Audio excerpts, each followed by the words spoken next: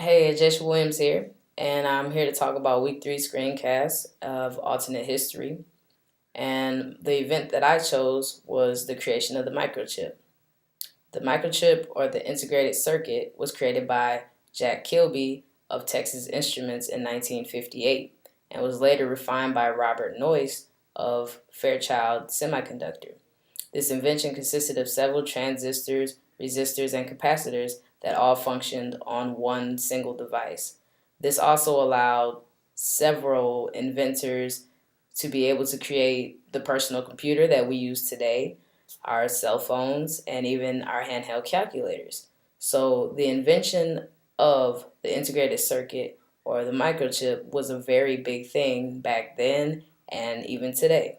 Even our game systems that we have this microchip inside of them. So all these transistors being able to function as one instead of its own separate transistor is a very big thing now and then. And so for the second part of this, we were told to talk about the outside forces that help to support not the transistor, but the circuit board, for me, the integrated circuit. And so the microchip was mentioned in a story for the New York Times, but it was only the third invention to be talked about, and it was the last invention to be talked about in the story. And it only actually had 2 paragraphs, so it didn't have a whole lot. There wasn't a lot to be said about it besides that it was too expensive and that it was hard to mass produce. But President JFK, decided that he wanted to put a man on the moon. So he wanted to see how this integrated circuit worked and to be able to send a man to the moon. So he wanted this product to be able to mass produce so that he could use it for the Minuteman II missile. So that was a very big thing in the 1960s.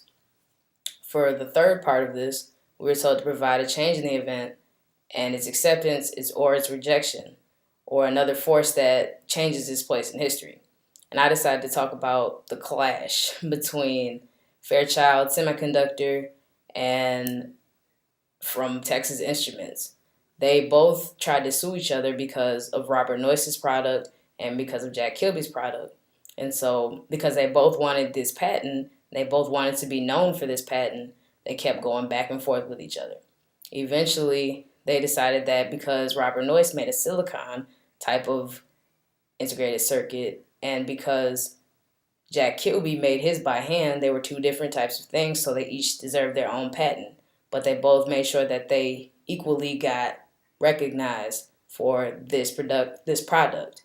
And they actually worked together and exchanged licenses or cross licenses in order to make this work out. And the last and final thing that we were told to do for this screencast is to provide an alternate history, which is the big important thing. That's the name of it, that has some facts and that could be based on a similar event with different contexts. And for me, because Robert Noyce made this silicon version of it, I decided that what if Jack Kilby still was the first person to make this integrated circuit, but he didn't get any publicity or he got very little publicity. So Robert Noyce heard of this and he wanted to make it something better just like he did, and he knew how he could mass produce it.